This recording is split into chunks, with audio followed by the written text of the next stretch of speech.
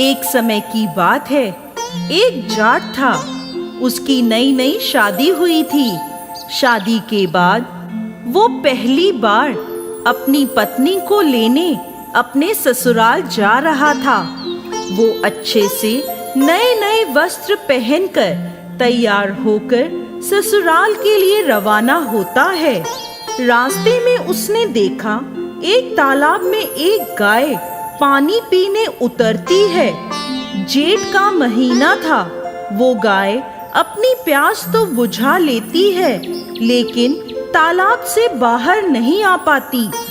जाट को वहां देख गाय उससे बोली, अरे मुसाफिर, मुझे इस दलदल से बाहर निकाल दे। जाट बोला, अरे नहीं नहीं गाय माता, मेरे कपड़े गंदे हो जाएंगे।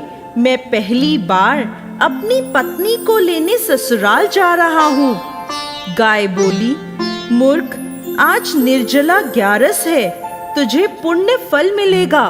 मैं तुझे वरदान दूंगी, तेरी 7 पीढ़ियां तर जाएंगी। लेकिन जाट नहीं माना। नाराज होकर गाय बोली, अगर तू मुझे नहीं निकालेगा तो मैं तुझे श्राप दे दूंगी। जा, तू अब से 8 पहर बाद गधा बन जाएगा। वो जाट डर गया और अब गाय से माफी मांगने लगा, लेकिन तब तक गाय तालाब में पूरी तरह डूब गई थी। ये देख जाट उदास हो गया और उदास मन से ही वो ससुराल पहुंचा।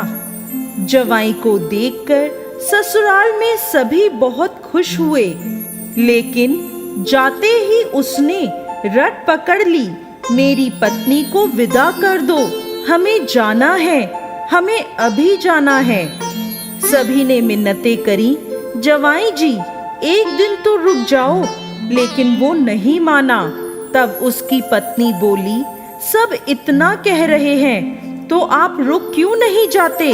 तब जाट ने उसे श्राप की सारी बात बता दी। तब उसकी पत्नी तुरंत उसके साथ वापस घर की ओर चल दी। 8 पहर के बाद जाट गधा बन जाता है। उसकी पत्नी उसे घर में लेकर बैठी रही। इस तरह कई दिन बीत गए।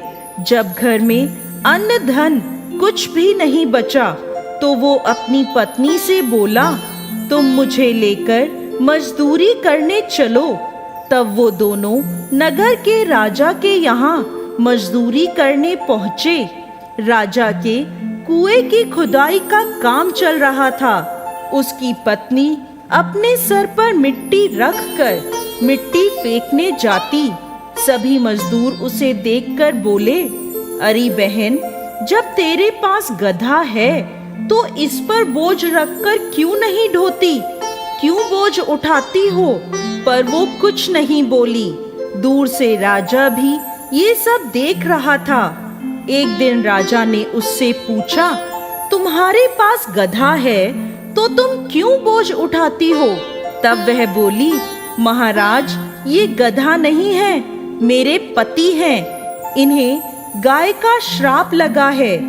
उसने राजा को सारी बात बता दी। राजा ने पंडित को बुलवाकर इसका हल पूछा। तब वह बोला, राजा जी, इसका एक ही हल है। जिस व्यक्ति ने अपने जीवन काल में 101 ग्यारस करी हो और उसका फल वो इस गधे को दे दे, तो ये मानव बन सकता है। राजा ने पूरी नगरी में ऐलान करवा दिया कि जिसने भी 101 ग्यारस करी हैं, अगर वो अपनी ग्यारस का फल दे देता है तो राजा उसे अपना आधा राज्य दे देंगे। लेकिन पूरी नगरी में कोई भी ऐसा नहीं था जिसने 101 ग्यारस करी हो। किसी ने 10, किसी ने 11, तो किसी ने 21 ग्यारस करी थी। तब एक बुढ़िया आई और बोली, राजा जी, मैंने पूरी 101 ग्यारस करी है। राजा बोला, तुम अपनी ग्यारस इस गधे को दे दो तो मैं तुम्हें मुंह मांगा वरदान दूंगा। बुढ़िया बोली, महाराज, मैं धन लेकर क्या करूंगी? मैं आज हूँ, कल नहीं, मैं इसे 100 ग्यारस दे दूंगी, लेकिन एक निर्जला एकादशी को मैं अपने पास रखूंगी।